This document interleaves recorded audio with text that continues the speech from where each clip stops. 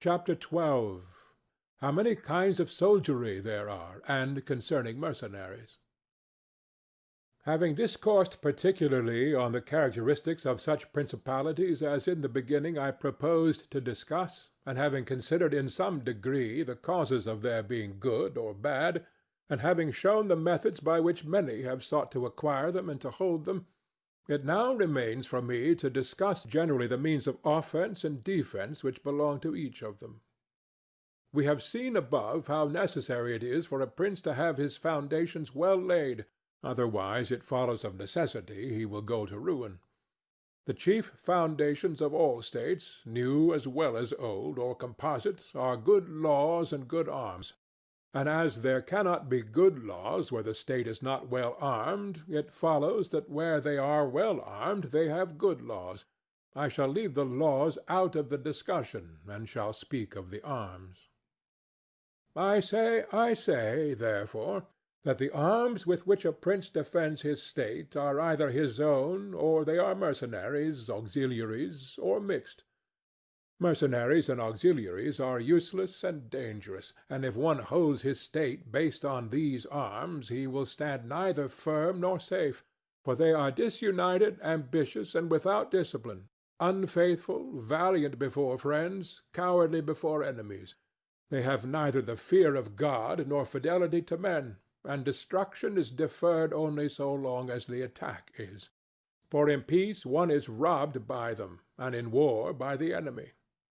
The fact is, they have no other attraction or reason for keeping the field than the trifle of a stipend, which is not sufficient to make them willing to die for you. They are ready enough to be your soldiers whilst you do not make war, but if war comes they take themselves off, or run from the foe. Which I should have little trouble to prove, for the ruin of Italy has been caused by nothing else than by resting all her hopes for many years on mercenaries. And although they formerly made some display and appeared valiant amongst themselves, yet when the foreigners came they showed what they were. Thus it was that Charles, King of France, was allowed to seize Italy with chalk in hand, and he who told us that our sins were the cause of it told the truth, but they were not the sins he imagined, but those which I have related, and as they were the sins of princes, it is the princes who have also suffered the penalty. I wish to demonstrate further the infelicity of these arms. The mercenary captains are either capable men or they are not. If they are, you cannot trust them, because they always aspire to their own greatness, either by oppressing you, who are their master, or others contrary to your intentions. But if the captain is not skilful, you are ruined in the usual way. And if it be urged that whoever is armed will act in the same way, whether mercenary or not, I reply that when arms have to be resorted to, either by a prince or a republic, then the prince ought to go in person and perform the duty of a captain. The republic has to send its citizens, and when one is sent who does not turn out satisfactorily, it ought to recall him, and when one is worthy, to hold him by the laws so that he does not leave the command. And experience has shown princes and republics single-handed making the greatest progress, and mercenaries doing nothing except damage, and it is more difficult to bring a republic, armed with its own arms, under the sway of one of its citizens, than it is to bring one armed with foreign arms. Rome and Sparta stood for many ages armed and free.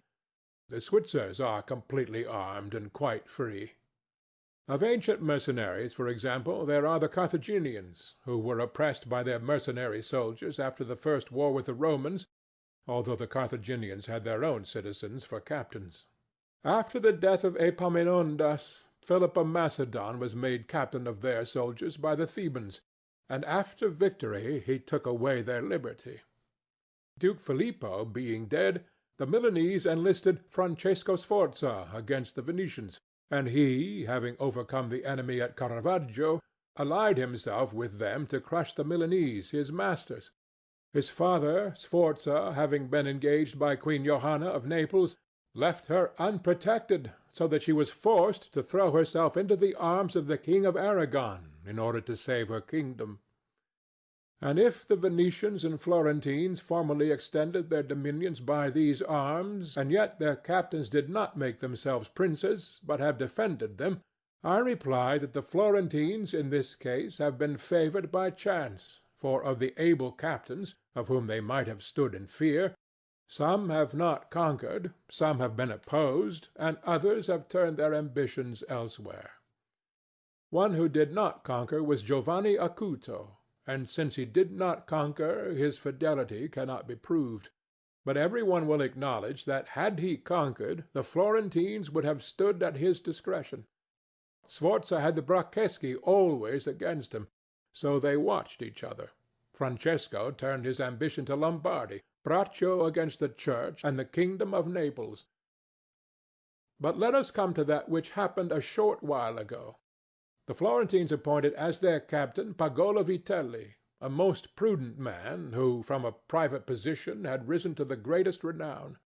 If this man had taken Pisa, nobody can deny that it would have been proper for the Florentines to keep in with him, for if he became the soldier of their enemies, they had no means of resisting, and if they held to him, they must obey him. The Venetians, if their achievements are considered, will be seen to have acted safely and gloriously so long as they sent to war their own men, when with armed gentlemen and plebeians they did valiantly. This was before they turned to enterprises on land, but when they began to fight on land, they forsook this virtue and followed the custom of Italy.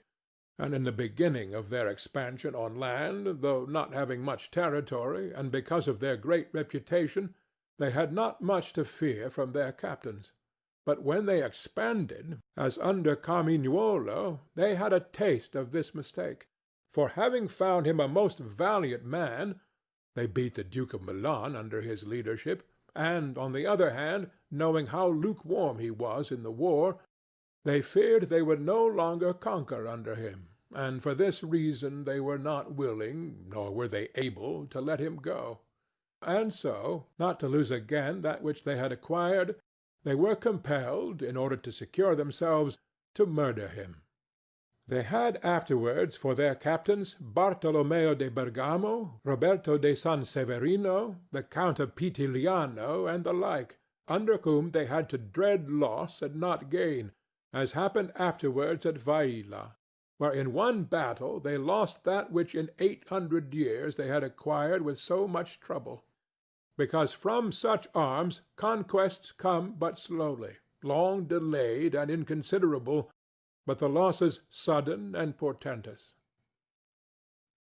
And as with these examples I have reached Italy, which has been ruled for many years by mercenaries, I wish to discuss them more seriously, in order that, having seen their rise and progress, one may be better prepared to counteract them.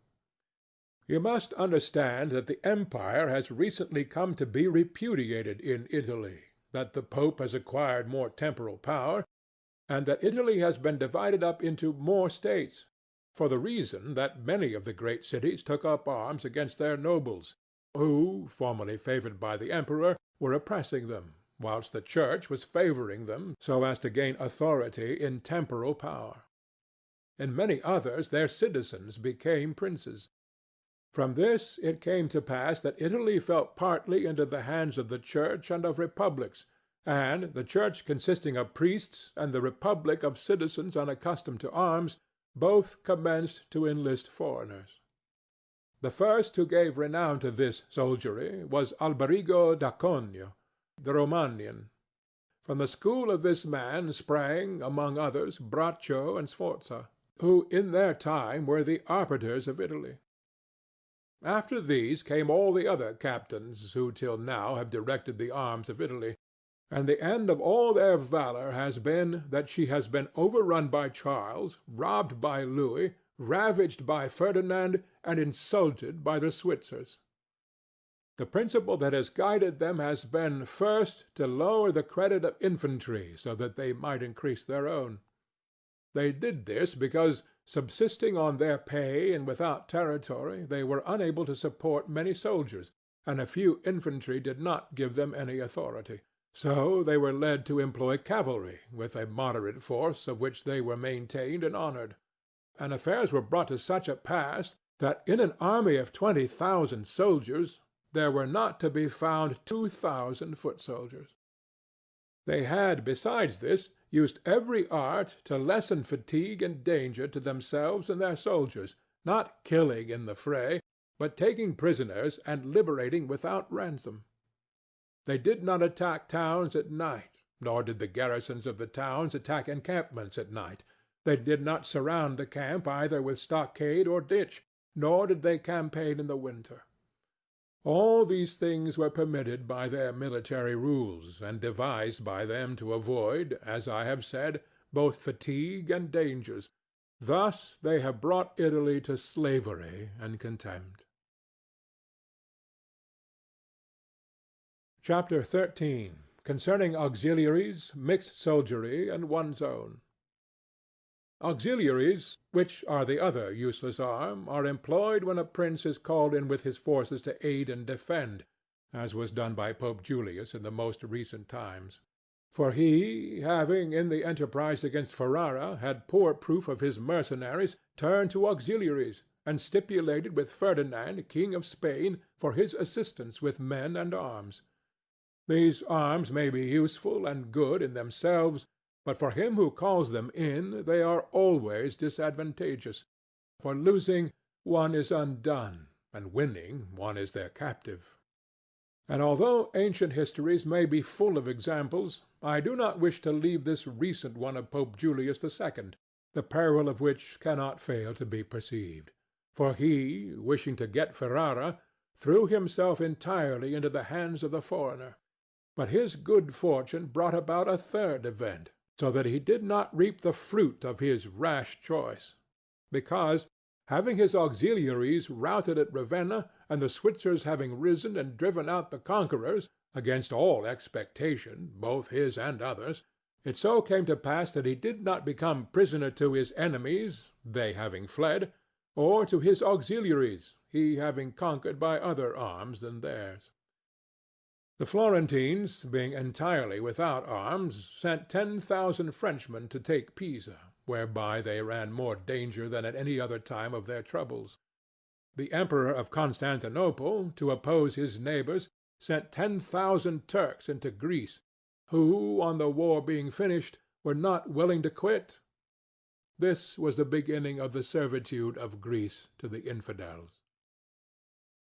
Therefore let him who has no desire to conquer make use of these arms, for they are much more hazardous than mercenaries, because with them the ruin is ready made. They are all united, all yield obedience to others. But with mercenaries, when they have conquered, more time and better opportunities are needed to injure you. They are not all of one community. They are found and paid by you, and a third party which you have made in their head is not able all at once to assume enough authority to injure you. In conclusion, in mercenaries dastardy is most dangerous, in auxiliaries valor. The wise prince, therefore, has always avoided these arms, and turned to his own, and has been willing rather to lose with them than to conquer with the others, not deeming that a real victory which is gained with the arms of others. I shall never hesitate to cite Cesare Borgia and his actions. This duke entered the Romagna with auxiliaries, taking there only French soldiers, and with them he captured Imola and Forli. But afterwards, such forces not appearing to him reliable, he turned to mercenaries, discerning less danger in them, and enlisted the Orsini and Vitelli, whom presently, on handling and finding them doubtful, unfaithful, and dangerous, he destroyed and turned to his own men. And the difference between one and the other of these forces can easily be seen when one considers the difference there was in the reputation of the duke when he had the French, when he had the Orsini and Vitelli, and when he relied on his own soldiers, on whose fidelity he could always count, and found it ever increasing. He was never esteemed more highly than when every one saw that he was complete master of his own forces. I was not intending to go beyond Italian and recent examples, but I am unwilling to leave out Hiero, the Syracusan, he being one of those I have named above. This man, as I have said, made head of the army by the Syracusans, soon found out that a mercenary soldiery, constituted like our Italian condottieri, was of no use, and it appeared to him that he would neither keep them nor let them go. He had them all cut to pieces, and afterwards made war with his own forces and not with aliens. I wish also to recall to memory an instance from the Old Testament applicable to the subject. David offered himself to Saul to fight with Goliath, the Philistine champion, and to give him courage Saul armed him with his own weapons, which David rejected as soon as he had them on his back, saying he would make no use of them, and that he wished to meet the enemy with his sling and his knife. In conclusion, the arms of others either fall from your back, or they weigh you down, or they bind you fast. Charles VII, the father of King Louis XI, having by good fortune and valor liberated France from the English, recognized the necessity of being armed with forces of his own, and he established in his kingdom ordinances concerning men-at-arms and infantry. Afterwards his son, King Louis, abolished the infantry and began to enlist the Switzers, which mistake, followed by others, is, as is now seen, a source of peril to that kingdom, because, having raised the reputation of the Switzers, he has entirely diminished the value of his own arms, for he has destroyed the infantry altogether, and his men-at-arms he has subordinated to others, for, being as they are so accustomed to fight along with Switzers, it does not appear that they can now conquer without them.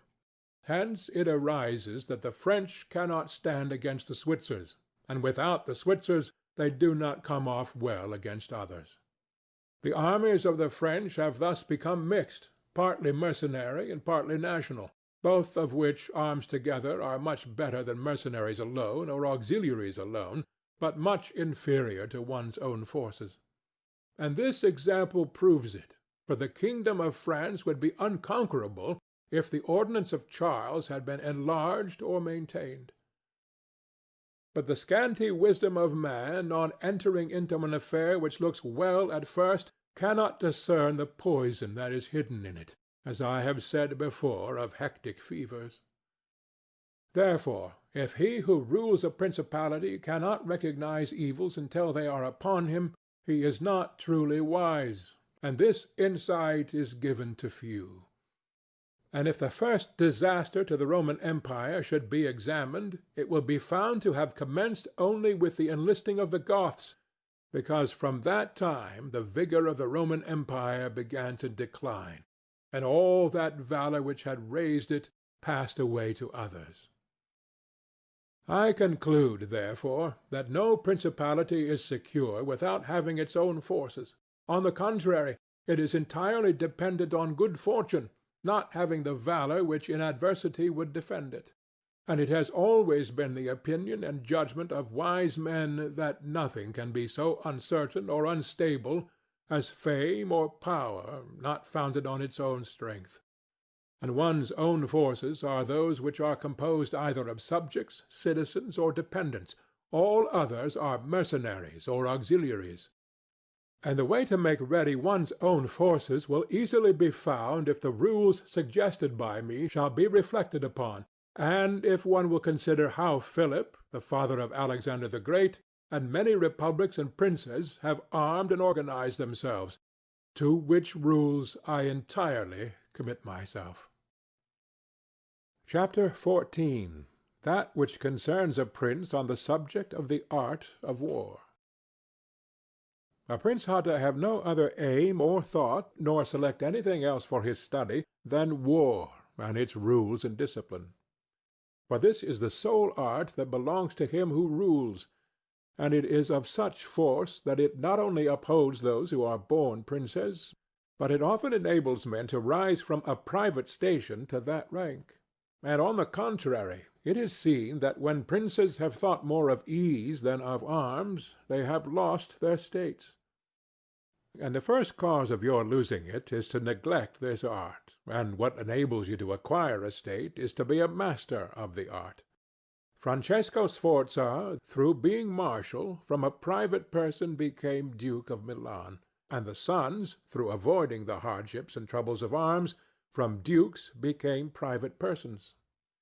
For among other evils which being unarmed brings you, it causes you to be despised, and this is one of those ignominies against which a prince ought to guard himself, as is shown later on. Because there is nothing proportionate between the armed and the unarmed, and it is not reasonable that he who is armed should yield obedience willingly to him who is unarmed, or that the unarmed man should be secure among armed servants.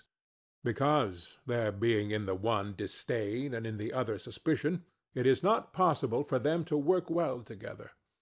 And therefore a prince who does not understand the art of war, over and above the other misfortunes already mentioned, cannot be respected by his soldiers, nor can he rely on them.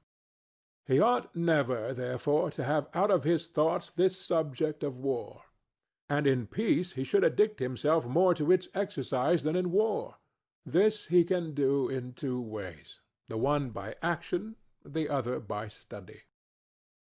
As regards action, he ought above all things to keep his men well organized and drilled, to follow incessantly the chase, by which he accustoms his body to hardships and learns something of the nature of localities, and gets to find out how the mountains rise, how the valleys open out, how the plains lie, and to understand the nature of rivers and marshes, and in all this to take the greatest care. Which knowledge is useful in two ways. Firstly, he learns to know his country, and is better able to undertake its defense. Afterwards, by means of the knowledge and observation of that locality, he understands with ease any other which it may be necessary for him to study hereafter. Because the hills, valleys, and plains, and rivers and marshes that are, for instance, in Tuscany, have a certain resemblance to those of other countries, so that with a knowledge of the aspect of one country one can easily arrive at a knowledge of others. And the prince that lacks this skill lacks the essential which it is desirable that a captain should possess, for it teaches him to surprise his enemy, to select quarters, to lead armies, to array the battle, to besiege towns to advantage. Philopoemen, prince of the Achaeans, among other praises which writers have bestowed on him, is commended because in time of peace he never had anything in his mind but the rules of war, and when he was in the country with friends he often stopped and reasoned with them. If the enemy should be upon that hill, and we should find ourselves here with our army, with whom would be the advantage? How would one best advance to meet him, keeping the ranks? If we should wish to retreat, how ought we to pursue? And he would set forth to them as he went all the chances that could befall an army. He would listen to their opinion and state his, confirming it with reasons, so that by these continual discussions there could never arise in time of war any unexpected circumstances that he could not deal with.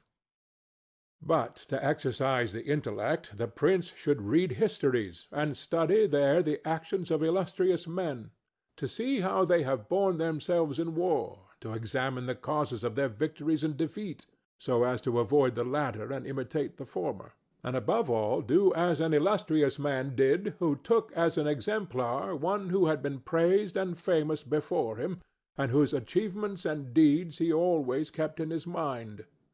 As it is said, Alexander the Great imitated Achilles, Caesar Alexander, Scipio Cyrus, and whoever reads the life of Cyrus, written by Xenophon, will recognize afterwards in the life of Scipio how that imitation was his glory, and how in chastity, affability, humanity, and liberality Scipio conformed to those things which have been written of Cyrus by Xenophon.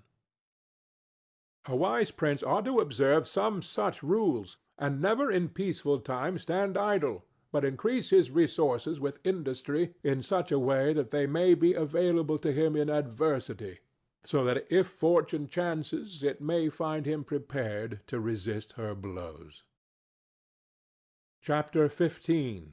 Concerning things for which men, and especially princes, are praised or blamed. It remains now to see what ought to be the rules of conduct for a prince towards subject and friends. And as I know that many have written on this point, I expect I shall be considered presumptuous in mentioning it again, especially as in discussing it I shall depart from the methods of other people. But it being my intention to write a thing which shall be useful to him who apprehends it, it appears to me more appropriate to follow up the real truth of the matter than the imagination of it. For many have pictured republics and principalities which in fact have never been known or seen, because how one lives is so far distant from how one ought to live, that he who neglects what is done for what ought to be done sooner effects his ruin than his preservation. For a man who wishes to act entirely up to his professions of virtue soon meets with what destroys him among so much that is evil. Hence it is necessary for a prince wishing to hold his own to know how to do wrong, and to make use of it or not according to necessity. Therefore, putting on one side imaginary things concerning a prince, and discussing those which are real, I say that all men when they are spoken of, and chiefly princes for being more highly placed, are remarkable for some of those qualities which bring them either blame or praise. And thus it is that one is reputed liberal, another miserly, using a Tuscan term, because an avaricious person in our language is still he who desires to possess by robbery, whilst we call one miserly who deprives himself too much of the use of his own. One is reputed generous, one rapacious, one cruel, one compassionate, one faithless, another faithful, one effeminate and cowardly, another bold and brave, one affable, another haughty, one lascivious, another chaste, one sincere, another cunning, one hard, another easy, one grave, another frivolous, one religious, another unbelieving, and the like. And I know that every one will confess that it would be most praiseworthy in a prince to exhibit all the above qualities that are considered good. But because they can neither be entirely possessed nor observed, for human conditions do not permit it, it is necessary for him to be sufficiently prudent that he may know how to avoid the reproach of those vices which would lose him his state, and also to keep himself, if it be possible, from those which would not lose him it. But this not being possible, he may with less hesitation abandon himself to them. And again, he need not make himself uneasy at incurring a reproach for those vices without which the state can only be saved with difficulty. For if everything is considered carefully, it will be found that something which looks like virtue, if followed, would be his ruin, whilst something else, which looks like vice, yet followed, brings him security and prosperity. Chapter 16. Concerning Liberality and Meanness. Commencing then with the first of the above-named characteristics, I say that it would be well to be reputed liberal. Nevertheless, liberality exercised in a way that does not bring you the reputation for it injures you. For if one exercises it honestly and as it should be exercised, it may not become known, and you will not avoid the reproach of its opposite. Therefore any one wishing to maintain among men the name of liberal is obliged to avoid no attribute of magnificence, so that a prince thus inclined will consume in such acts all his property, and will be compelled in the end, if he wish to maintain the name of liberal, to unduly weigh down his people, and tax them, and do everything he can to get money. This will soon make him odious to his subjects, and becoming poor he will be little valued by any one. Thus with his liberality, having offended many and rewarded few, he is affected by the very first trouble, and imperilled by whatever may be the first danger. Recognizing this himself, and wishing to draw back from it, he runs at once into the reproach of being miserly. Therefore a prince, not being able to exercise this virtue of liberality in such a way that it is recognized, except to his cost, if he is wise, he ought not to fear the reputation of being mean. for in time he will come to be more considered than if liberal, seeing that with his economy his revenues are enough, that he can defend himself against all attacks, and is able to engage in enterprises without burdening his people. Thus it comes to pass that he exercises liberality towards all from whom he does not take, who are numberless, and meanness towards those to whom he does not give, who are few. We have not seen great things done in our time except by those who have been considered mean. The rest have failed. Pope Julius II was assisted in reaching the papacy by the reputation for liberality, yet he did not strive afterwards to keep it up, when he made war on the King of France.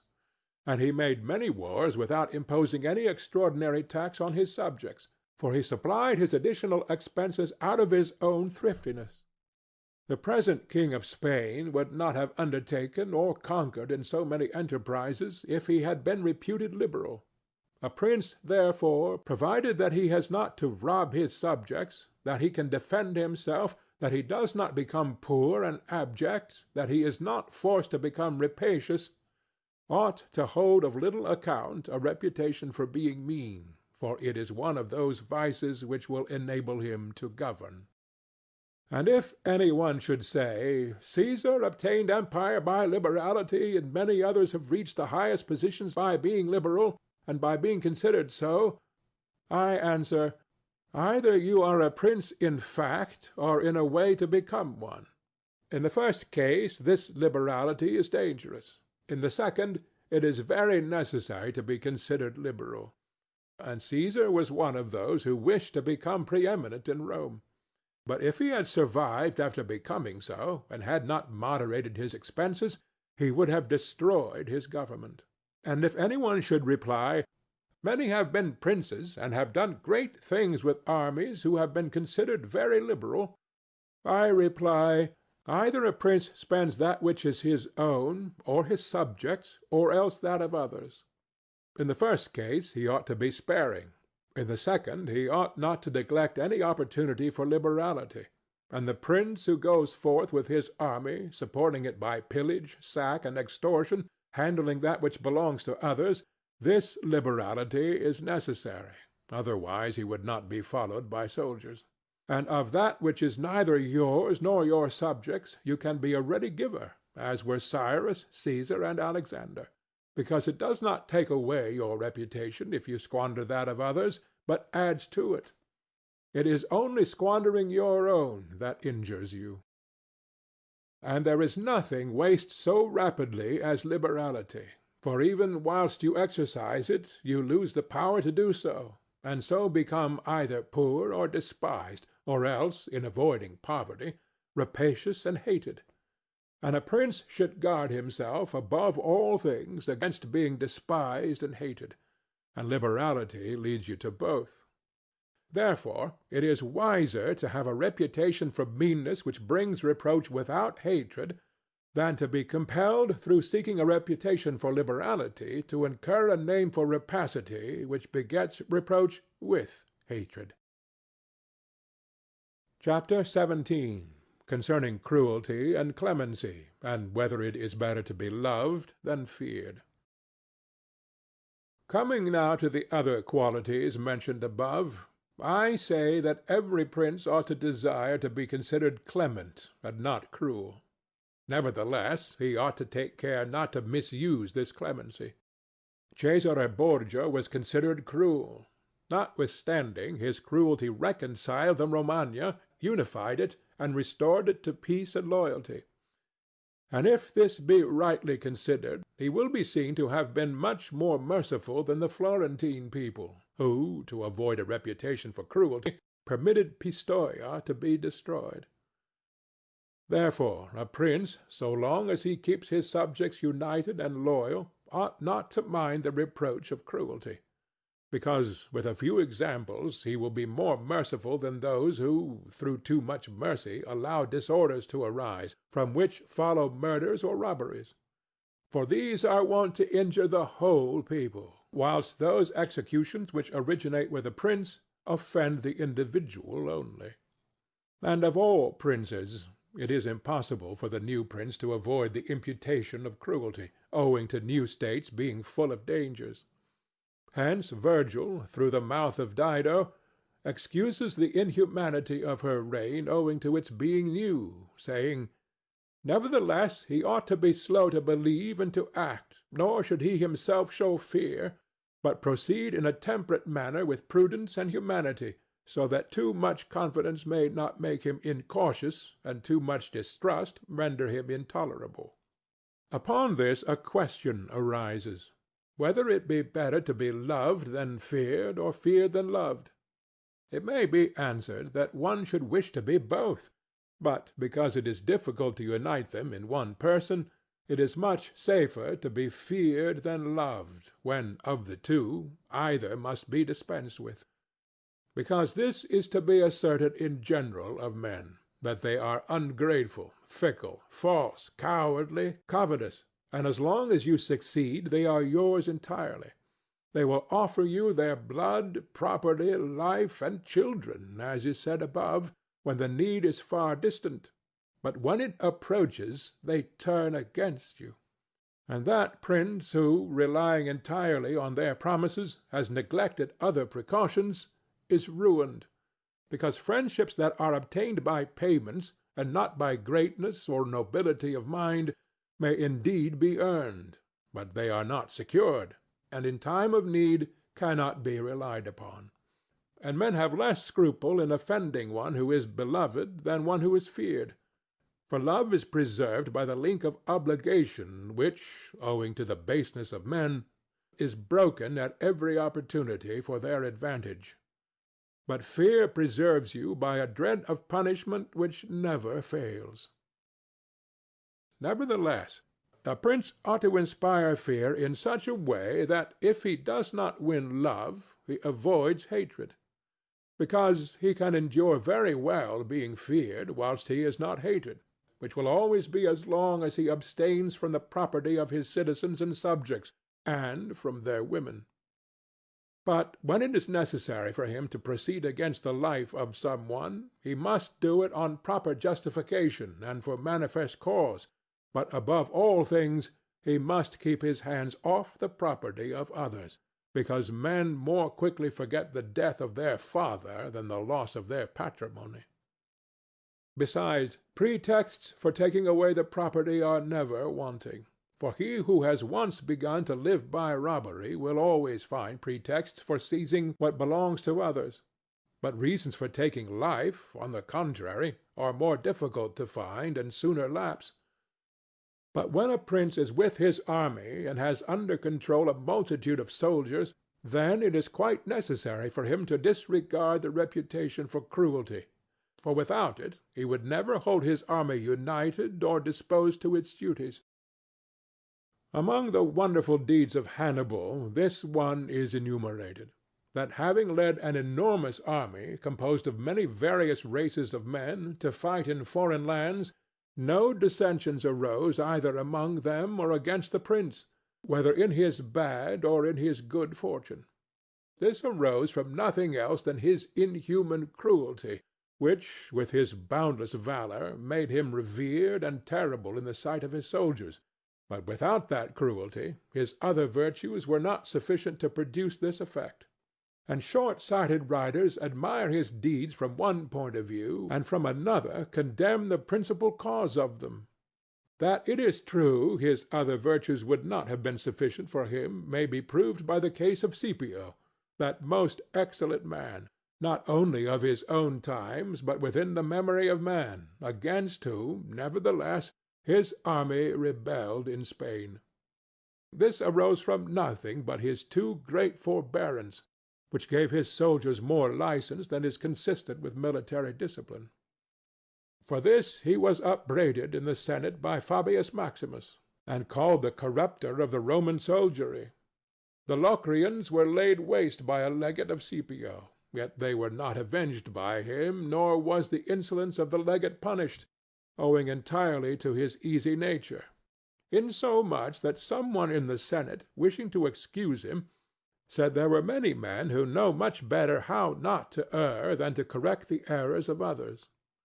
This disposition, if he had been continued in the command, would have destroyed in time the fame and glory of Scipio.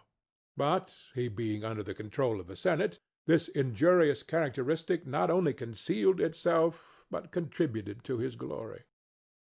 Returning to the question of being feared or loved, I come to the conclusion that men loving according to their own will and fearing according to that of the prince, a wise prince should establish himself on that which is in his own control, and not in that of others.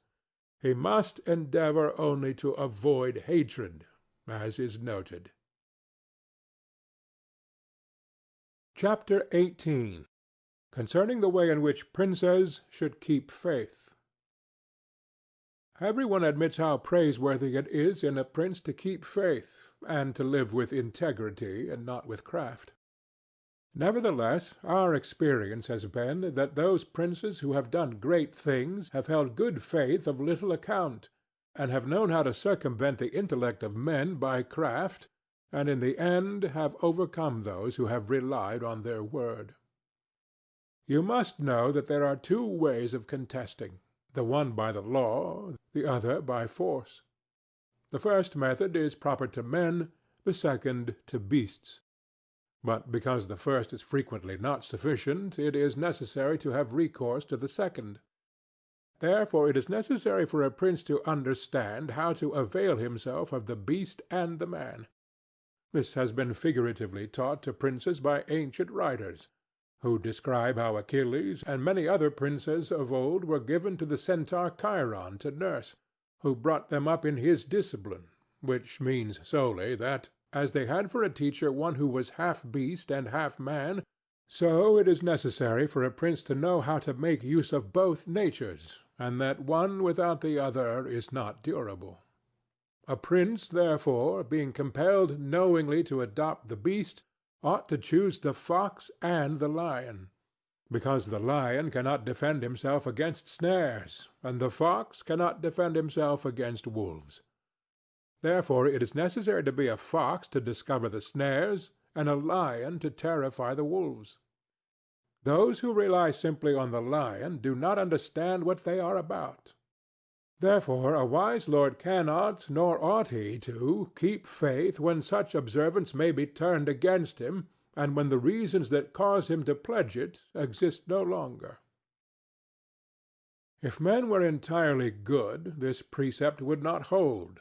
But because they are bad, and will not keep faith with you, you too are not bound to observe it with them. Nor will there ever be wanting to a prince legitimate reasons to excuse this non-observance.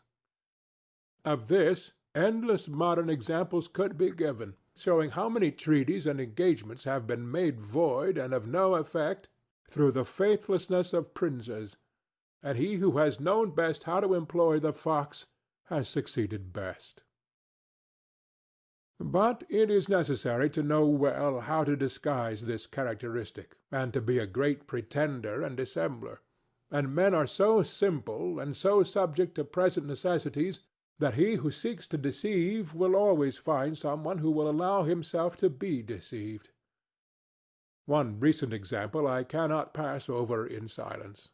Alexander VI did nothing else but deceive men, nor ever thought of doing otherwise, and he always found victims. For there never was a man who had greater power in asserting, or with greater oaths would affirm a thing, yet would observe it less. Nevertheless his deceits always succeeded according to his wishes, because he well understood this side of mankind. Therefore it is unnecessary for a prince to have all the good qualities I have enumerated, but it is very necessary to appear to have them. And I shall dare to say this also, that to have them and always to observe them is injurious, and that to appear to have them is useful. To appear merciful, faithful, humane, religious, upright, and to be so, but with a mind so framed that should you require not to be so, you may be able and know how to change to the opposite. And you have to understand this, that a prince, especially a new one, cannot observe all these things for which men are esteemed, being often forced, in order to maintain the state, to act contrary to fidelity, friendship, humanity, and religion. Therefore it is necessary for him to have a mind ready to turn itself accordingly as the winds and variations of fortune force it, yet, as I have said before, not to diverge from the good if he can avoid doing so, but, if compelled, then to know how to set about it. For this reason a prince ought to take care that he never lets anything slip from his lips that is not replete with the above-named 5 qualities, that he may appear to him who sees and hears him altogether merciful, faithful, humane, upright, and religious. There is nothing more necessary to appear to have than this last quality, inasmuch as men judge generally more by the eye than by the hand, because it belongs to everybody to see you, to few to come in touch with you. Every one sees what you appear to be. Few really know what you are. And those few dare not oppose themselves to the opinion of the many, who have the majesty of the state to defend them. And in the actions of all men, and especially of princes, which it is not prudent to challenge, one judges by the result. For that reason, let a prince have the credit for conquering and holding his state, the means will always be considered honest, and he will be praised by everybody, because the vulgar are always taken by what a thing seems to be and by what comes of it, and in the world there are only the vulgar, for the few find a place there only when the many have no ground to rest on. One prince of the present time, whom it is not well to name, never preaches anything else but peace and good faith, and to both he is most hostile, and either, if he had kept it, would have deprived him of reputation and kingdom many a time. Chapter 19. That one should avoid being despised and hated. Now, concerning the characteristics of which mention is made above, I have spoken of the more important ones. The others I wish to discuss briefly under this generality, that the prince must consider, as has been in part said before, how to avoid those things which will make him hated or contemptible. And as often as he shall have succeeded, he will have fulfilled his part, and he need not fear any danger in other reproaches. It makes him hated above all things, as I have said, to be rapacious, and to be a violator of the property and women of his subjects, from both of which he must abstain. And when neither their property nor their honor is touched, the majority of men live content, and he has only to contend with the ambition of a few, whom he can curb with ease in many ways. It makes him contemptible to be considered fickle, frivolous, effeminate, mean-spirited, irresolute, from all of which a prince should guard himself as from a rock. And he should endeavor to show in his actions greatness, courage, gravity, and fortitude. And in his private dealings with his subjects let him show that his judgments are irrevocable, and maintain himself in such reputation that no one can hope either to deceive him or to get round him. The prince is highly esteemed who conveys this impression of himself, and he who is highly esteemed is not easily conspired against. For, provided it is well known that he is an excellent man and revered by his people, he can only be attacked with difficulty. For this reason a prince ought to have 2 fears, one from within, on account of his subjects, the other from without, on account of external powers. From the latter he is defended by being well armed and having good allies, and if he is well armed he will have good friends, and affairs will always remain quiet within when they are quiet without, unless they should have been already disturbed by conspiracy. And even should affairs outside be disturbed, if he has carried out his preparations, and has lived as I have said, as long as he does not despair, he will resist every attack, as I said Nabis the Spartan did. But concerning his subjects, when affairs outside are disturbed, he has only to fear that they will conspire secretly, from which a prince can easily secure himself by avoiding being hated and despised, and by keeping the people satisfied with him, which it is most necessary for him to accomplish, as I said above at length. And one of the most efficacious remedies that a prince can have against conspiracies is not to be hated and despised by the people, for he who conspires against a prince always expects to please them by his removal. But when the conspirator can only look forward to offending them, he will not have the courage to take such a course, for the difficulties that confront a conspirator are infinite. And as experience shows, many have been the conspiracies, but few have been successful, because he who conspires cannot act alone, nor can he take a companion except from those whom he believes to be malcontents. And as soon as you have opened your mind to a malcontent, you have given him the material with which to content himself, for by denouncing you he can look for every advantage. So that, seeing the gain from this course to be assured, and seeing the other to be doubtful and full of dangers, he must be a very rare friend, or a thoroughly obstinate enemy of the prince, to keep faith with you. And, to reduce the matter into a small compass, I say that, on the side of the conspirator, there is nothing but fear, jealousy, prospect of punishment, to terrify him. But on the side of the prince there is the majesty of the principality, the laws, the protection of friends, and the state to defend him. So that, adding to all these things the popular goodwill, it is impossible that any one should be so rash as to conspire.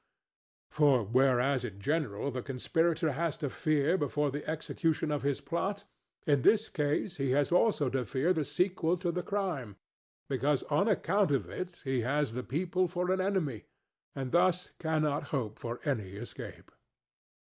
Endless examples could be given on this subject, but I will be content with one, brought to pass within the memory of our fathers. Messer Annibale Bentivogli, who was prince in Bologna, grandfather of the present Annibale, having been murdered by the Caneschi, who had conspired against him, not one of his family survived but Messer Giovanni, who was in childhood. Immediately after his assassination, the people rose and murdered all the Caneschi.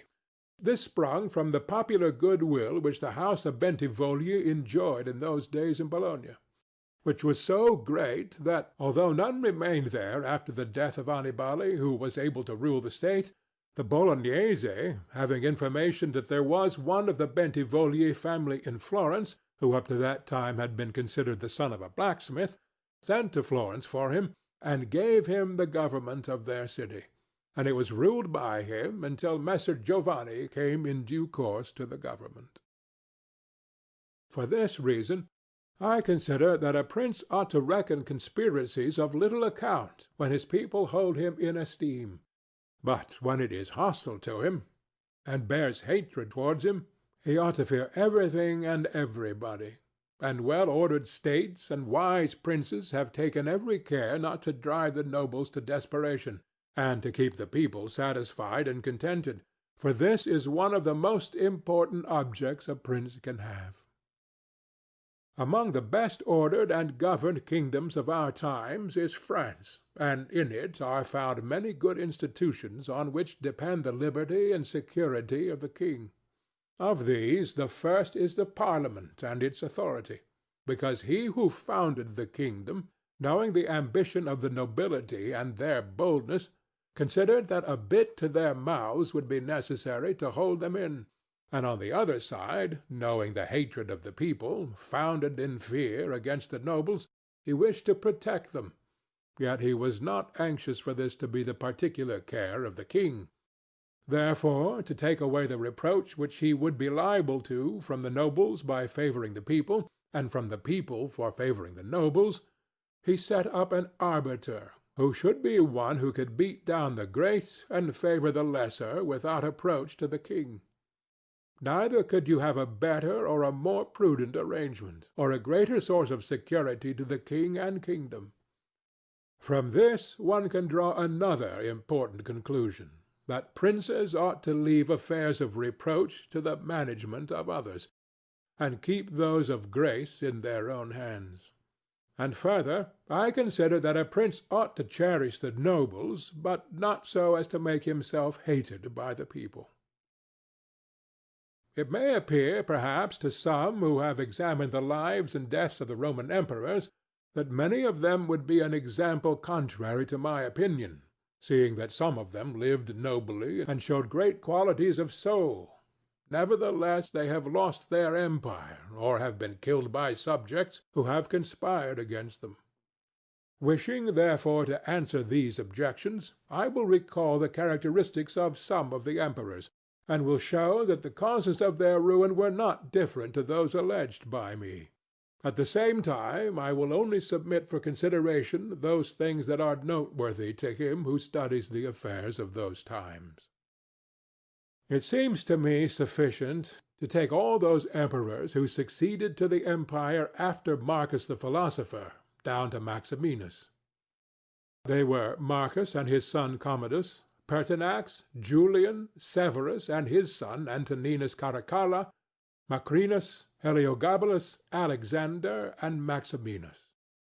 There is first to note that, whereas in other principalities the ambition of the nobles and the insolence of the people only have to be contended with, the Roman emperors had a third difficulty, in having to put up with the cruelty and avarice of their soldiers, a matter so beset with difficulties that it was the ruin of many. For it was a hard thing to give satisfaction both to soldiers and people, because the people loved peace, and for this reason they loved the unaspiring prince, whilst the soldiers loved the warlike prince, who was bold, cruel, and rapacious, which qualities they were quite willing he should exercise upon the people, so that they could get double pay and give vent to their own greed and cruelty. Hence it arose that those emperors were always overthrown who, either by birth or training, had no great authority, and most of them, especially those who came new to the principality, recognizing the difficulty of these two opposing humors, were inclined to give satisfaction to the soldiers, caring little about injuring the people. Which course was necessary, because, as princes cannot help being hated by some one, they ought, in the first place, to avoid being hated by every one, and when they cannot compass this, they ought to endeavor with the utmost diligence to avoid the hatred of the most powerful. Therefore, those emperors who through inexperience had need of special favor adhered more readily to the soldiers than to the people, a course which turned out advantageous to them or not, accordingly as the prince knew how to maintain authority over them. From these causes it arose that Marcus, Pertinax, and Alexander, being all men of modest life, lovers of justice, enemies to cruelty, humane and benignant, came to a sad end, except Marcus. He alone lived and died honored, because he had succeeded to the throne by hereditary title, and owed nothing either to the soldiers or the people, and afterwards, being possessed of many virtues which made him respected, he always kept both orders in their places whilst he lived, and was neither hated nor despised. But Pertinax was created emperor against the wishes of the soldiers, who, being accustomed to live licentiously under Commodus, could not endure the honest life to which Pertinax wished to reduce them.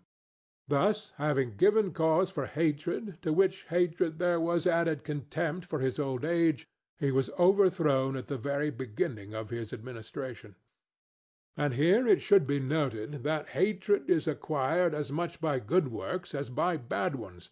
Therefore, as I said before, a prince wishing to keep his state is very often forced to do evil, for when that body is corrupt whom you think you have need of to maintain yourself, it may be either the people or the soldiers, or the nobles, you have to submit to its humors and to gratify them, and then good works will do you harm. But let us come to Alexander, who was a man of such great goodness that among the other praises which are accorded him is this, that in the 14 years he held the empire, no one was ever put to death by him unjudged. Nevertheless, being considered effeminate and a man who allowed himself to be governed by his mother, he became despised, the army conspired against him, and murdered him. Turning now to the opposite characters of Commodus, Severus, Antoninus Caracalla, and Maximinus, we will find them all cruel and rapacious, men who, to satisfy their soldiers, did not hesitate to commit every kind of iniquity against the people, and all, except Severus, came to a bad end. But in Severus there was so much valor that, keeping the soldiers friendly, although the people were oppressed by him, he reigned successfully, for his valor made him so much admired in the sight of the soldiers and people that the latter were kept in a way astonished and awed, and the former respectful and satisfied. And because the actions of this man, as a new prince, were great, I wish to show briefly that he knew well how to counterfeit the fox and the lion, which natures, as I said above, it is necessary for a prince to imitate. Knowing the sloth of the Emperor Julian, he persuaded the army in Sclavonia, of which he was captain, that it would be right to go to Rome and avenge the death of Pertinax, who had been killed by the Praetorian soldiers, and under this pretext, without appearing to aspire to the throne, he moved the army on Rome, and reached Italy before it was known that he had started. On his arrival at Rome, the Senate, through fear, elected him emperor and killed Julian. After this there remained for Severus, who wished to make himself master of the whole empire, one in Asia, where Niger, head of the Asiatic army, had caused himself to be claimed emperor, and the other in the west, where Albinus was, who also aspired to the throne. And as he considered it dangerous to declare himself hostile to both, he decided to attack Niger, and to deceive Albinus. To the latter he wrote that, being elected emperor by the Senate, he was willing to share that dignity with him, and sent him the title of Caesar, and moreover that the Senate had made Albinus his colleague, which things were accepted by Albinus as true. But after Severus had conquered and killed Niger, and settled oriental affairs, he returned to Rome and complained to the Senate that Albinus, little recognizing the benefits that he had received from him, had by treachery sought to murder him, and for this ingratitude he was compelled to punish him. Afterwards he sought him out in France, and took from him his government and life. He who will, therefore, carefully examine the actions of this man will find him a most valiant lion and a most cunning fox. He will find him feared and respected by everyone, and not hated by the army. And it need not be wondered at that he, a new man, was able to hold the empire so well, because his supreme renown always protected him from that hatred which the people might have conceived against him for his violence. But his son Antoninus was a most eminent man, and had very excellent qualities, which made him admirable in the sight of the people and acceptable to the soldiers, for he was a warlike man, most enduring of fatigue, a despiser of all delicate food and other luxuries, which caused him to be loved by the armies. Nevertheless, his ferocity and cruelties were so great and so unheard of that after endless single murders he killed a large number of people of Rome and all those of Alexandria. He became hated by the whole world, and also feared by those he had around him, to such an extent that he was murdered in the midst of his army by a centurion. And here it must be noted that such like deaths, which are deliberately inflicted with a resolved and desperate courage, cannot be avoided by princes, because any one who does not fear to die can inflict them. But a prince may fear them the less because they are very rare. He has only to be careful not to do any grave injury to those whom he employs or has around him in the service of the state. Antoninus had not taken this care, but had contumeliously killed a brother of that centurion, whom he also daily threatened, yet retained in his bodyguard, which, as it turned out, was a rash thing to do, and proved the emperor's ruin. But let us come to Commodus, to whom it should have been very easy to hold the empire, for, being the son of Marcus, he had inherited it, and he had only to follow in the footsteps of his father to please his people and soldiers. But being by nature cruel and brutal, he gave himself up to amusing the soldiers and corrupting them, so that he might indulge his rapacity upon the people. On the other hand, not maintaining his dignity, often descending to the theatre to compete with gladiators, and doing other vile things, little worthy of the imperial majesty, he fell into contempt with the soldiers, and being hated by one party and despised by the other, he was conspired against and was killed.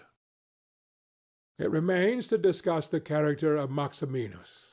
He was a very warlike man, and the armies, being disgusted with the effeminacy of Alexander, of whom I have already spoken, killed him, and elected Maximinus to the throne.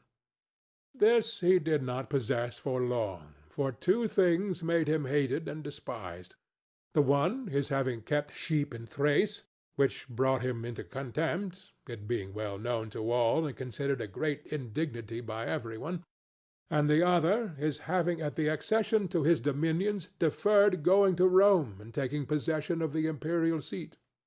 He had also gained a reputation for the utmost ferocity by having, through his prefects in Rome and elsewhere in the empire, practised many cruelties, so that the whole world was moved to anger at the meanness of his birth, and to fear at his barbarity.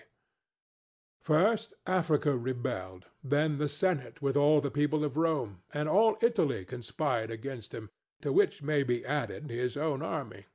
This latter, besieging Aquileia and meeting with difficulties in taking it, were disgusted with his cruelties, and fearing him less when they found so many against him, murdered him. I do not wish to discuss Heliogabalus, Macrinus, or Julian, who, being thoroughly contemptible, were quickly wiped out. But I will bring this discourse to a conclusion by saying that princes in our own times have this difficulty of giving inordinate satisfaction to their soldiers in a far less degree, because, notwithstanding one has to give them some indulgence, that is soon done. None of these princes have armies that are veterans in the governance and administration of provinces, as were the armies of the Roman Empire. And whereas it was then more necessary to give satisfaction to the soldiers than to the people, it is now more necessary to all princes, except the Turk and the Soldan, to satisfy the people rather than the soldiers, because the people are the more powerful. From the above I have excepted the Turk, who always keeps round him 12,000 infantry and 15,000 cavalry, on which depend the security and strength of the kingdom. And it is necessary that, putting aside every consideration for the people, he should keep them his friends. The kingdom of the Soldan is similar. Being entirely in the hands of soldiers, it follows again that, without regard to the people, he must keep them his friends.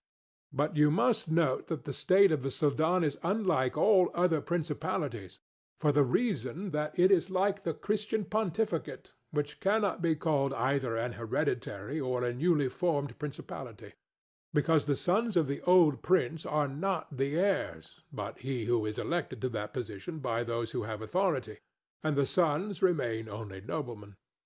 And this being an ancient custom, it cannot be called a new principality, because there are none of those difficulties in it that are met with in new ones. For although the prince is new, the constitution of the state is old, and it is framed so as to receive him as if he were its hereditary lord.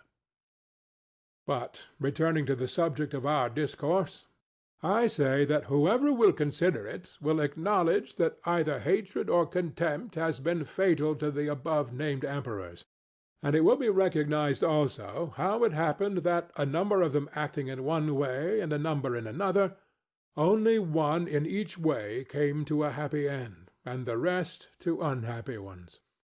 because it would have been useless and dangerous for Pertinax and Alexander, being new princes, to imitate Marcus, who was heir to the principality, and likewise it would have been utterly destructive to Caracalla, Commodus, and Maximinus to have imitated Severus, they not having sufficient valour to enable them to tread in his footsteps. Therefore a prince new to the principality cannot imitate the actions of Marcus, nor again is it necessary to follow those of Severus, but he ought to take from Severus those parts which are necessary to found his state, and from Marcus those which are proper and glorious, to keep a state that may already be stable and firm. Chapter 20. Are fortresses, and many other things to which princes often resort, advantageous or hurtful? 1. Some princes, so as to hold securely the state, have disarmed their subjects. Others have kept their subject towns distracted by factions. Others have fostered enmities against themselves. Others have laid themselves out to gain over those whom they distrusted in the beginning of their governments. Some have built fortresses, some have overthrown and destroyed them. And although one cannot give a final judgment on all of these things unless one possesses the particulars of those states in which a decision has to be made, nevertheless I will speak as comprehensively as the matter of itself will admit. 2. There never was a new prince who has disarmed his subjects. Rather, when he has found them disarmed, he has always armed them, because by arming them those arms become yours. Those men who were distrusted become faithful, and those who were faithful are kept so, and your subjects become your adherents. And whereas all subjects cannot be armed, yet when those whom you do arm are benefited, the others can be handled more freely, and this difference in their treatment, which they quite understand, makes the former your dependents, and the latter, considering it to be necessary that those who have the most danger and service should have the most reward, excuse you. But when you disarm them, you at once offend them by showing that you distrust them, either for cowardice or for want of loyalty, and either of these opinions breeds hatred against you. And because you cannot remain unarmed, it follows that you turn to mercenaries, which are of the character already shown. Even if they should be good, they would not be sufficient to defend you against powerful enemies and distrusted subjects. Therefore, as I have said, a new prince in a new principality has always distributed arms. Histories are full of examples. But when a prince acquires a new state which he adds as a province to his old one, then it is necessary to disarm the men of that state, except those who have been his adherents in acquiring it. And these again, with time and opportunity, should be rendered soft and effeminate, and matters should be managed in such a way that all the armed men in the state should be your own soldiers who in your old state were living near you. 3. Our forefathers, and those who were reckoned wise, were accustomed to say that it was necessary to hold Pistoia by factions and Pisa by fortresses.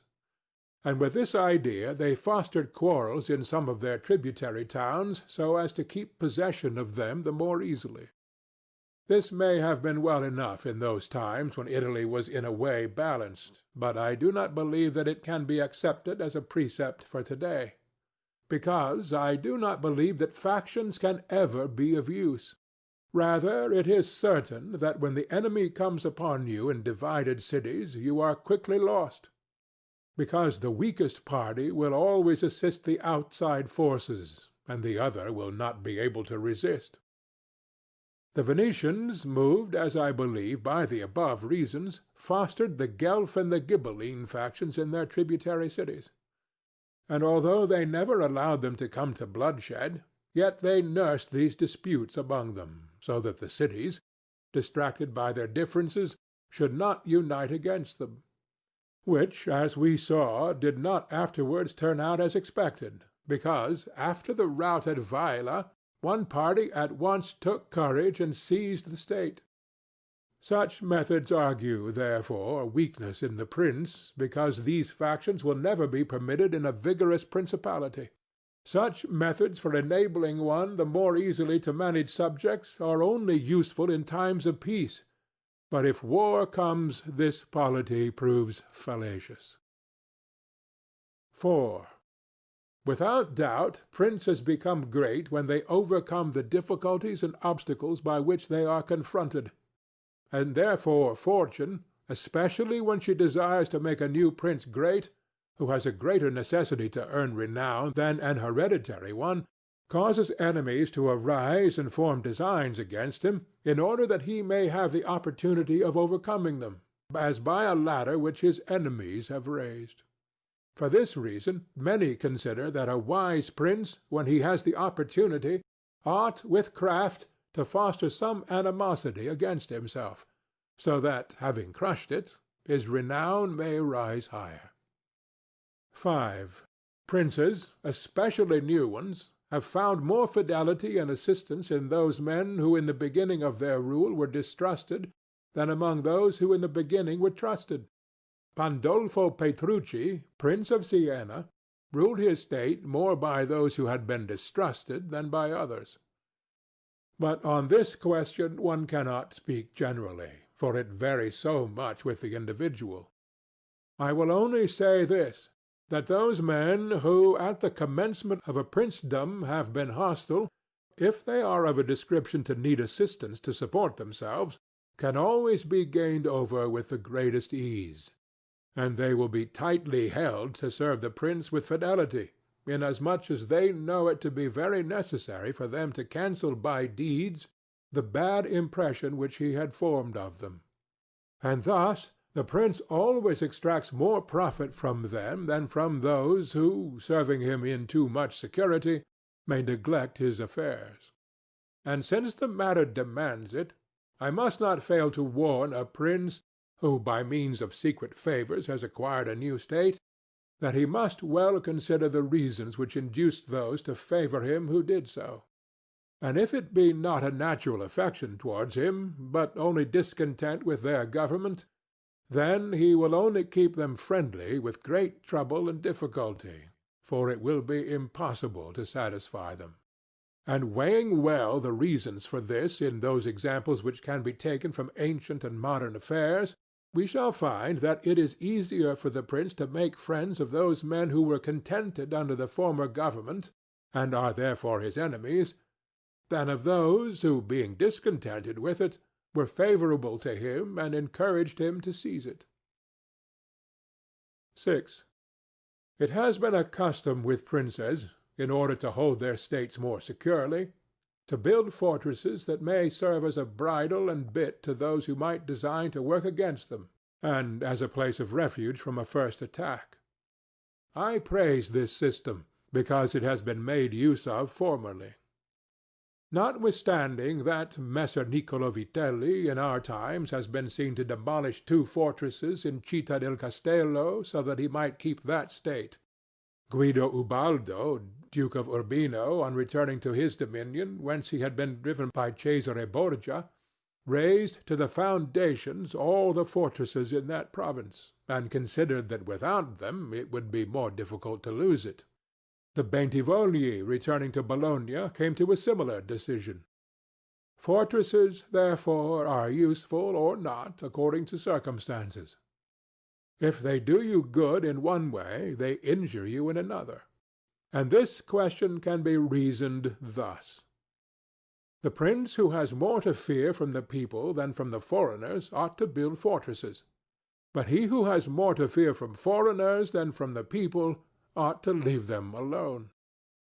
The castle of Milan, built by Francesco Sforza, has made, or will make, more trouble for the house of Sforza than any other disorder in the state. For this reason the best possible fortress is not to be hated by the people, because although you may hold the fortresses, yet they will not save you if the people hate you, for there will never be wanting foreigners to assist the people who have taken arms against you.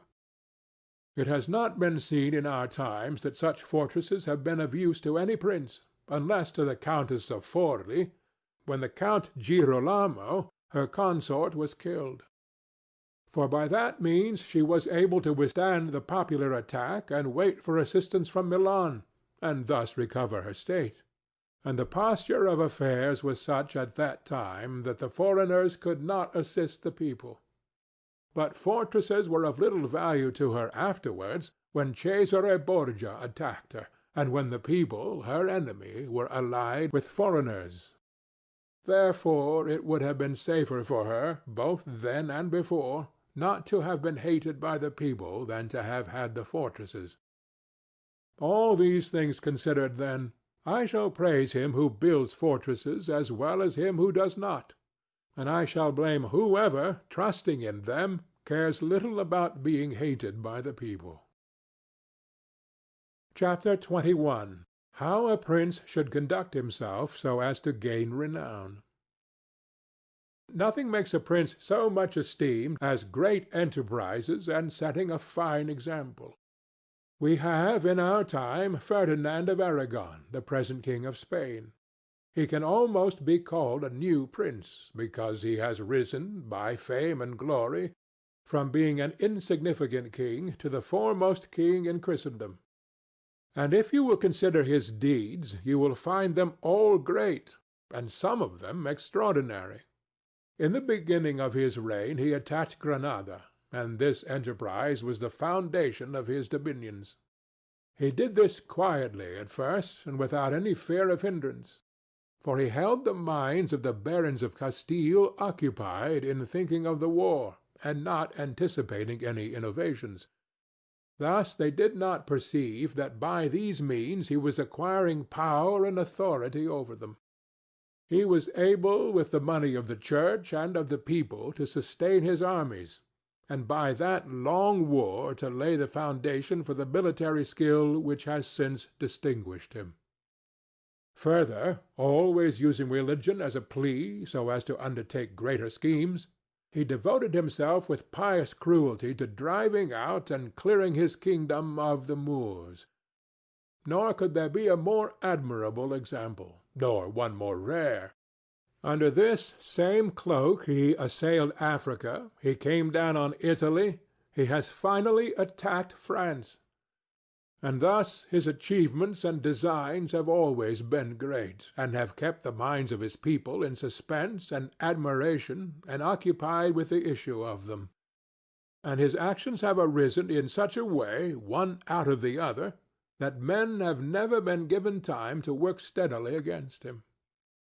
Again, it much assists a prince to set unusual examples in internal affairs, similar to those which are related of Messer Bernabo da Milano, who, when he had the opportunity, by any one in civil life doing some extraordinary thing, either good or bad, would take some method of rewarding or punishing him, which would be much spoken about.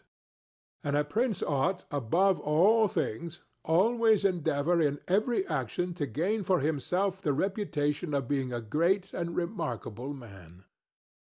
A prince is always respected when he is either a true friend or a downright enemy, that is to say, when, without any reservation, he declares himself in favor of one party against the other, which course will always be more advantageous than standing neutral. Because if two of your powerful neighbors come to blows, they are of such a character that if one of them conquers, you have either to fear him or not.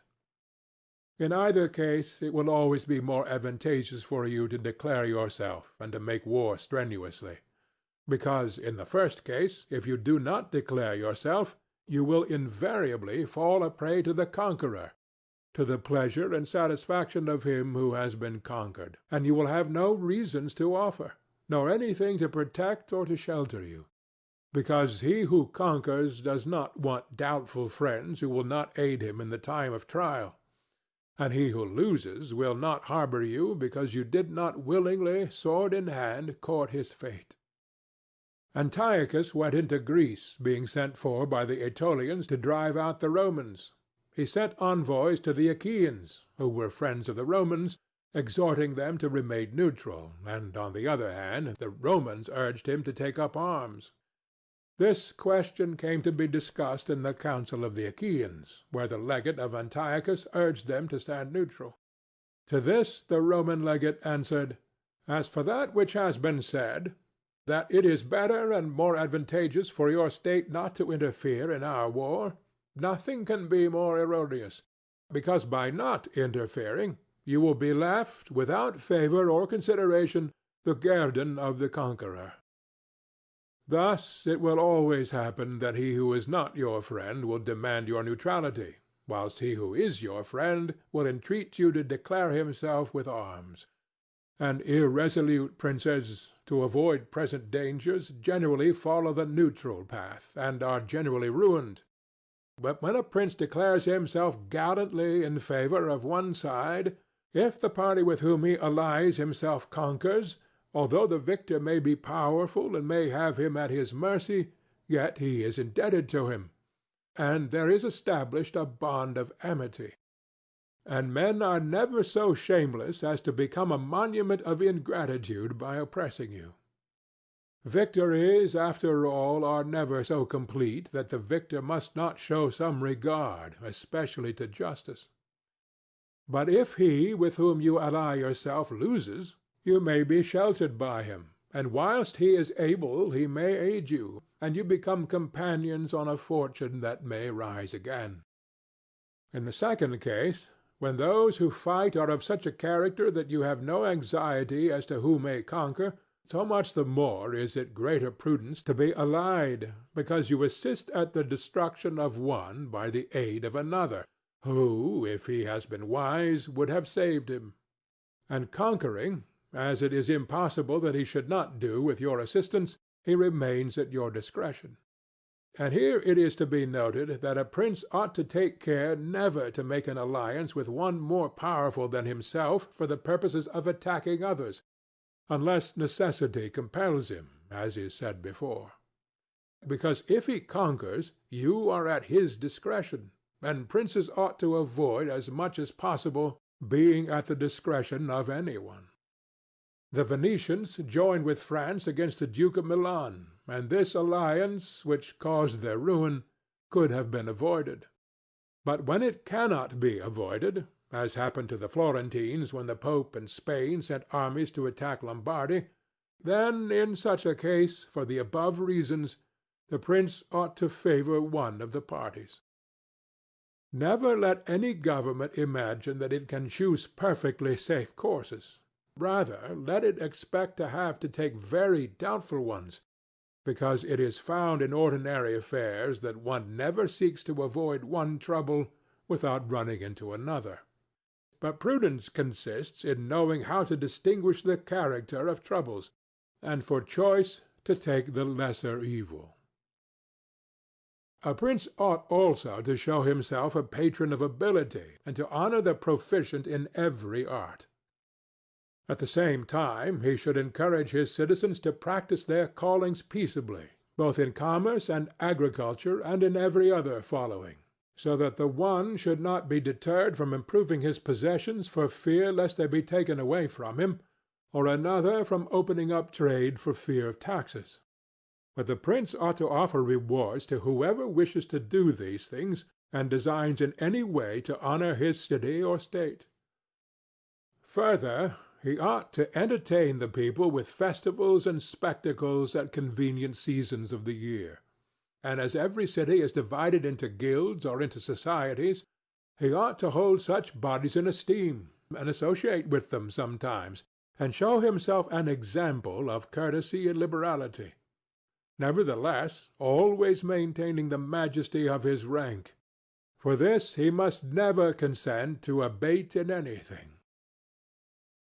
Chapter 22. Concerning the secretaries of princes.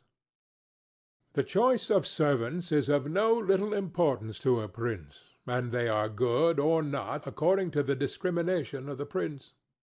And the first opinion which one forms of a prince and of his understanding is by observing the men he has around him, and when they are capable and faithful he may always be considered wise, because he has known how to recognize the capable and to keep them faithful. But when they are otherwise, one cannot form a good opinion of him, for the prime error which he made was in choosing them. There were none who knew Messer Antonio de Venafro as the servant of Pandolfo Petrucci, Prince of Siena, who would not consider Pandolfo to be a very clever man in having Venafro for his servant, because there are three classes of intellects: one which comprehends by itself, another which appreciates what others comprehended, and a third which neither comprehends by itself nor by the showing of others. The first is the most excellent, the second is good, the third is useless. Therefore it follows necessarily that, if Pandolfo was not in the first rank, he was in the second. For whenever one has judgment to know good and bad when it is said and done, although he himself may not have the initiative, yet he can recognize the good and bad in his servant, and the one he can praise and the other correct. Thus the servant cannot hope to deceive him, and is kept honest. But to enable a prince to form an opinion of his servant there is one test which never fails. When you see the servant thinking more of his own interests than of yours, and seeking inwardly his own profit in everything, such a man will never make a good servant, nor will you ever be able to trust him, because he who has the state of another in his hands ought never to think of himself, but always of his prince, and never pay any attention to matters in which the prince is not concerned. On the other hand, to keep his servant honest, the prince ought to study him, honoring him, enriching him, doing him kindnesses, sharing with him the honors and cares, and at the same time let him see that he cannot stand alone, so that many honors may not make him desire more, many riches make him wish for more, and that many cares may make him dread chances. When, therefore, servants, and princes toward servants, are thus disposed, they can trust each other, but when it is otherwise, the end will always be disastrous for either one or the other. Chapter 23. How Flatterers should be avoided. I do not wish to leave out an important branch of this subject, for it is a danger from which princes are with difficulty preserved, unless they are very careful and discriminating.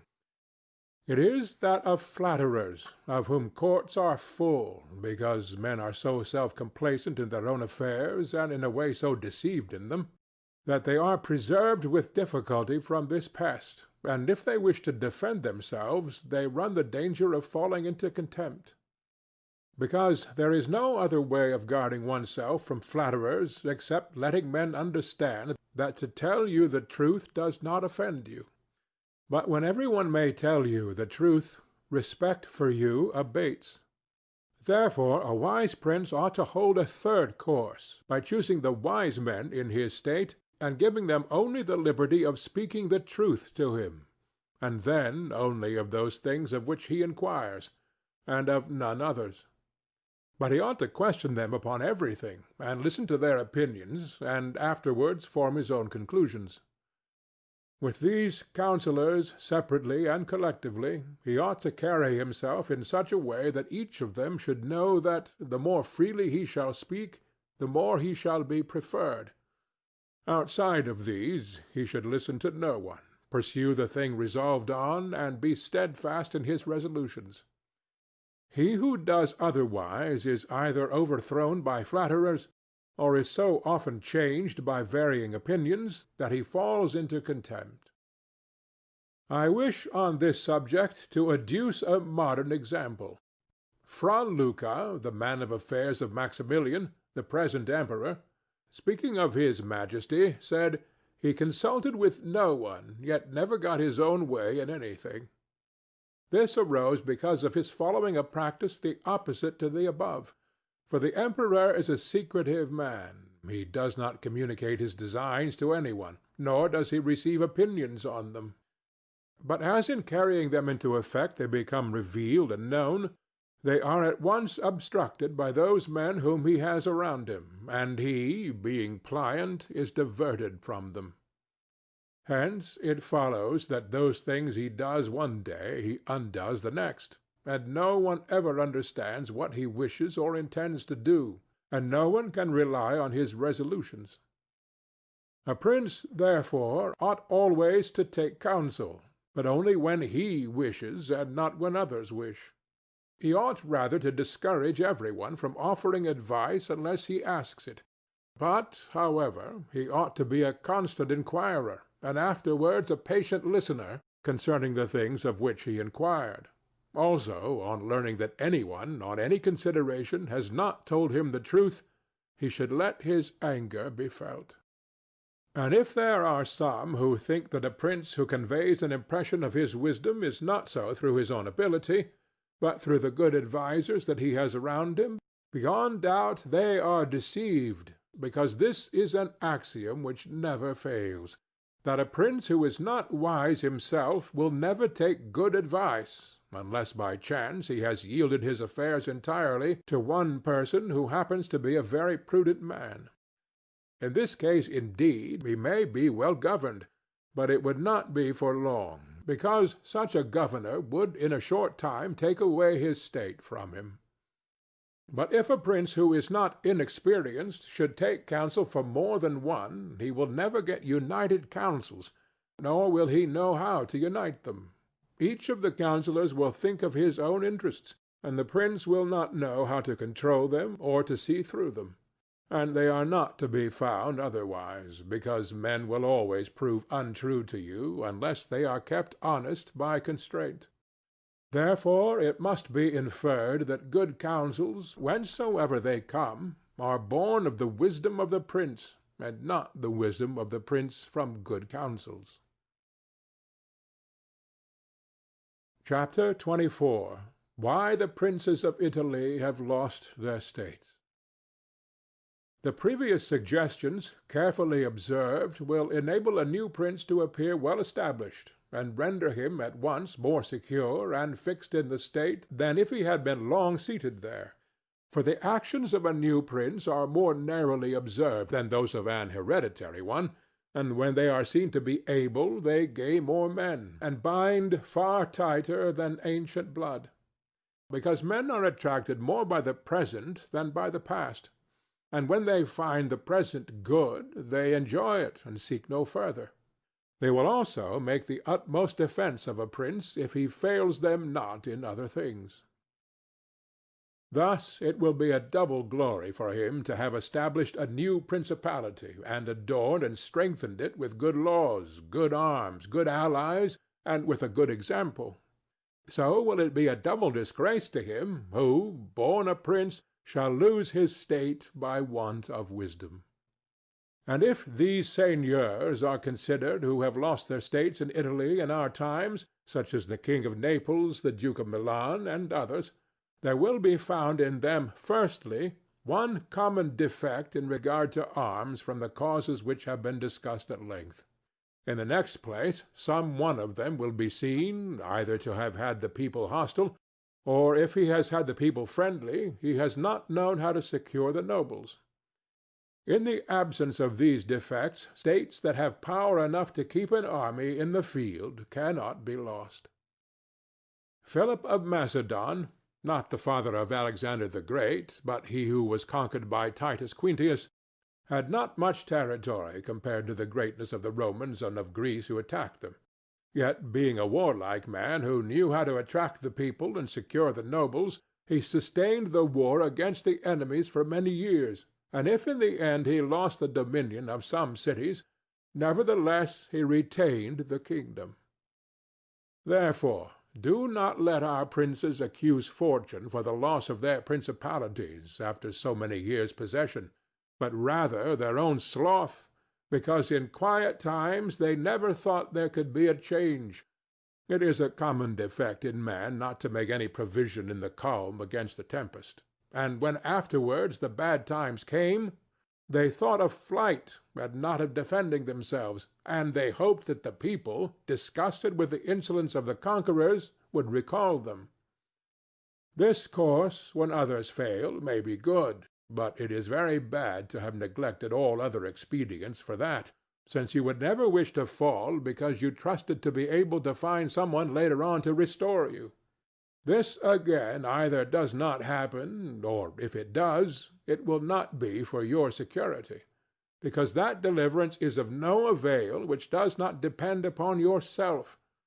Those only are reliable, certain, and durable that depend on yourself and your valor. Chapter 25. What Fortune can effect in human affairs, and how to withstand her. It is not unknown to me how many men have had, and still have, the opinion that the affairs of the world are in such wise governed by Fortune and by God that men with their wisdom cannot direct them, and that no one can even help them. And because of this, they would have us believe that it is not necessary to labor much in affairs, but to let chance govern them. This opinion has been more credited in our times because of the great changes in affairs which have been seen, and may still be seen, every day, beyond all human conjecture. Sometimes pondering over this, I am in some degree inclined to their opinion. Nevertheless, not to extinguish our free will, I hold it to be true that Fortune is the arbiter of one half of our actions, but that she still leaves us to direct the other half, or perhaps a little less. I compare her to one of those raging rivers which, when in flood, overflows the plains, sweeping away trees and buildings, bearing away the soil from place to place. Everything flies before it, all yield to its violence, without being able in any way to withstand it. And yet, though its nature be such, it does not follow, therefore, that men, when the weather becomes fair, shall not make provision, both for defences and barriers, in such a manner that, rising again, the waters may pass away by canal, and their force be neither so unrestrained nor so dangerous. So it happens with Fortune, who shows her power where valour has not prepared to resist her, and thither she turns her forces where she knows that barriers and defences have not been raised to constrain her. And if you will consider Italy, which is the seat of these changes, and which has given to them their impulse, you will see it to be an open country without barriers and without any defence. For if it had been defended by proper valour, as are Germany, Spain, and France, either this invasion would not have made the great changes it has made, or it would not have come at all. And this I consider enough to say concerning resistance to Fortune in general. But, confining myself more to the particular, I say that a prince may be seen happy to-day and ruined to-morrow without having shown any change of disposition or character. This, I believe, arises firstly from causes that have already been discussed at length, namely, that the prince who relies entirely on Fortune is lost when it changes. I believe also that he will be successful who directs his actions according to the spirit of the times, and that he whose actions do not accord with the times will not be successful. Because men are seen, in affairs that lead to the end which every man has before him, namely glory and riches, to get there by various methods, one with caution, another with haste, one by force, another by skill, one by patience, another by its opposite, and each one succeeds in reaching the goal by a different method. One can also see of two cautious men the one attain his end, the other fail, and similarly two men by different observances are equally successful, the one being cautious, the other impetuous. All this arises from nothing else than whether or not they conform in their methods to the spirit of the times. This follows from what I have said, that two men working differently bring about the same effect, and of two working similarly, one attains his object and the other does not. Changes in a state also issue from this.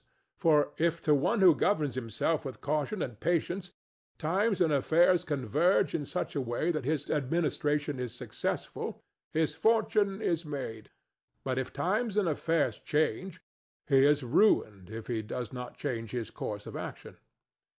But a man who is not often found sufficiently circumspect to know how to accommodate himself to the change, both because he cannot deviate from what nature inclines him to do, and also because, having always prospered by acting in one way, he cannot be persuaded that it is well to leave it, and therefore the cautious man, when it is time to turn adventurous, does not know how to do it. Hence he is ruined, and had he changed his conduct with the times, fortune would not have changed.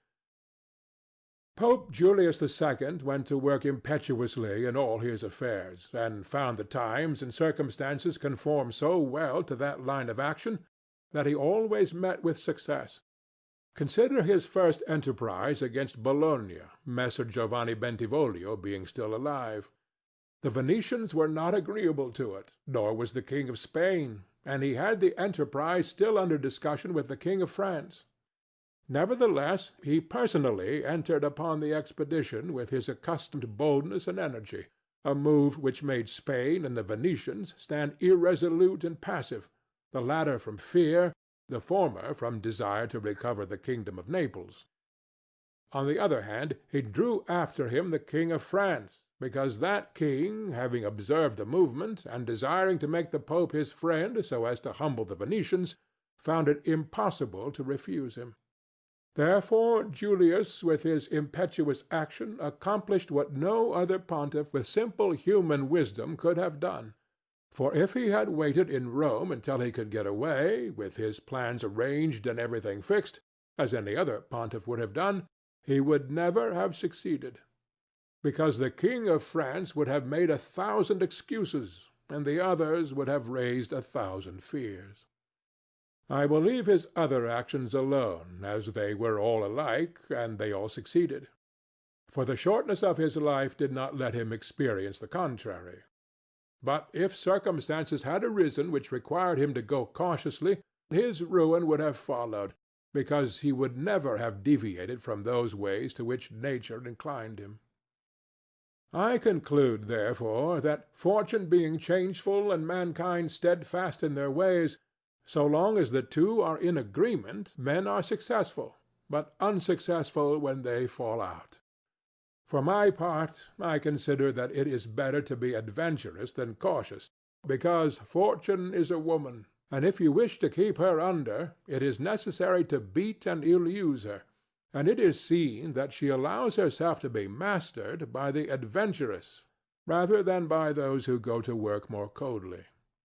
She is, therefore, always womanlike, a lover of young men, because they are less cautious, more violent, and with more audacity command her. Chapter 26. An exhortation to liberate Italy from the barbarians. Having carefully considered the subject of the above discourses, and wondering within myself whether the present times were propitious to a new prince, and whether there are elements that would give an opportunity to a wise and virtuous one to introduce a new order of things which would do honor to him and good to the people of this country, it appears to me that so many things concur to favor a new prince that I never knew a time more fit than the present. And if, as I said, it was necessary that the people of Israel should be captive so as to make manifest the ability of Moses, that the Persians should be oppressed by the Medes so as to discover the greatness of the soul of Cyrus, and that the Athenians should be dispersed to illustrate the capabilities of Theseus, then at the present time, in order to discover the virtue of an Italian spirit, it was necessary that Italy should be reduced to the extremity that she is now in, that she should be more enslaved than the Hebrews, more oppressed than the Persians, more scattered than the Athenians, without head, without order, beaten, despoiled, torn, overrun, and to have endured every kind of desolation. Although lately some spark may have been shown by one, which made us think he was ordained by God for our redemption, nevertheless it was afterwards seen, in the height of his career, that fortune rejected him, so that Italy, left as without life, waits for him who shall yet heal her wounds and put an end to the ravaging and plundering of Lombardy, to the swindling and taxing of the kingdom and of Tuscany, and cleansed those sores that for long have festered. It is seen how she entreats God to send some one who shall deliver her from these wrongs and barbarous insolencies. It is seen also that she is ready and willing to follow a banner, if only some one will raise it. Nor is there to be seen at present one in whom she can place more hope than in your illustrious house, with its valour and fortune, favoured by God and by the Church, of which it is now the chief, and which could be made the head of this redemption. This will not be difficult if you will recall to yourself the actions and lives of the men I have named. And although they were great and wonderful men, yet they were men, and each one of them had no more opportunity than the present offers. For their enterprises were neither more just nor easier than this, nor was God more their friend than he is yours. With us there is great justice, because that war is just which is necessary, and arms are hallowed when there is no other hope but in them. Here there is the greatest willingness, and where the willingness is great, the difficulties cannot be great, if you will only follow these men to whom I have directed your attention. Further than this, how extraordinarily the ways of God have been manifested beyond example! The sea is divided, a cloud has led the way, the rock has poured forth water, it has rained manna. Everything has contributed to your greatness. You ought to do the rest.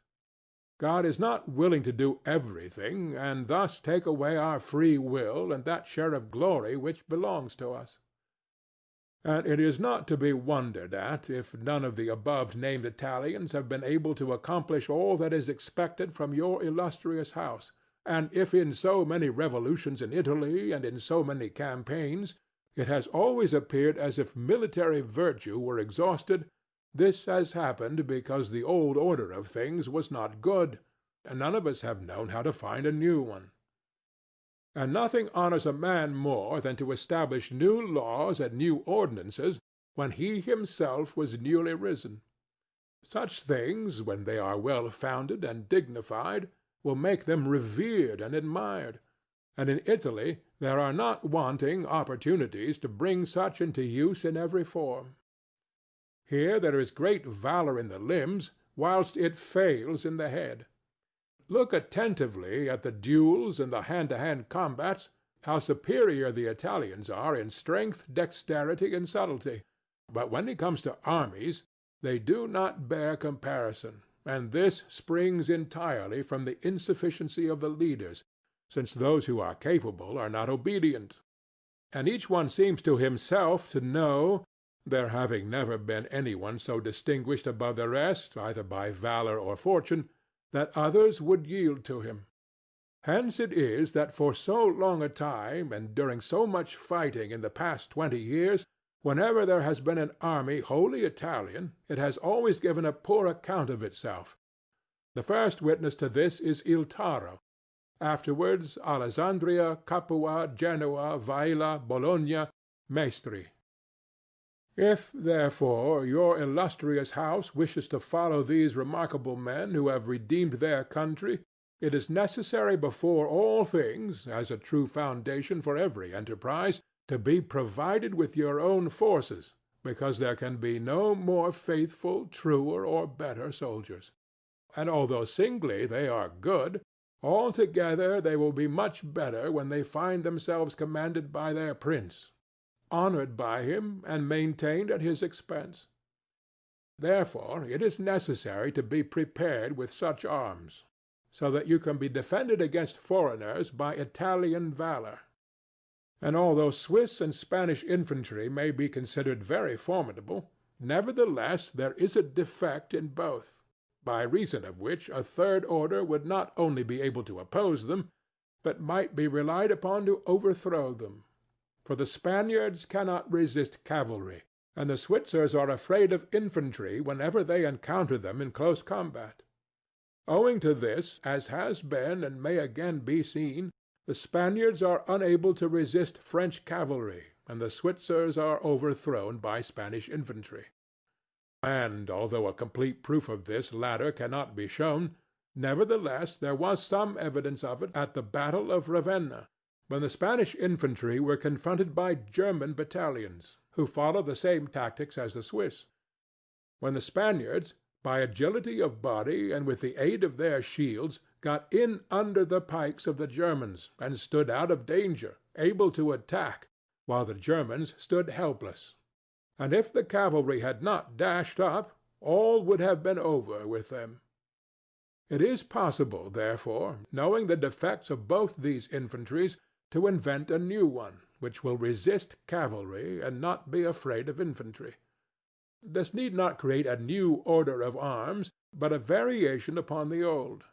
And these are the kind of improvements which confer reputation and power upon a new prince.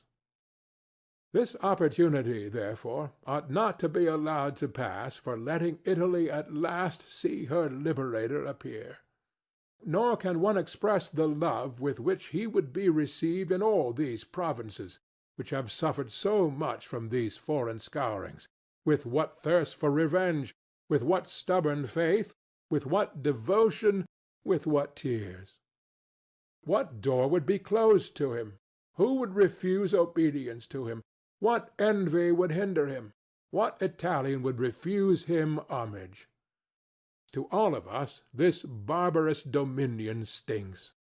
Let, therefore, your illustrious house take up this charge with that courage and hope with which all just enterprises are undertaken, so that under its standard our native country may be ennobled, and under its auspices may be verified that saying of Petrarch, "Virtue against fury shall advance the fight, and it in the combat soon shall put to flight.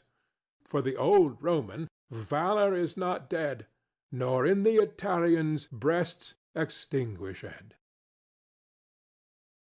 End of The Prince, by Niccolò Machiavelli.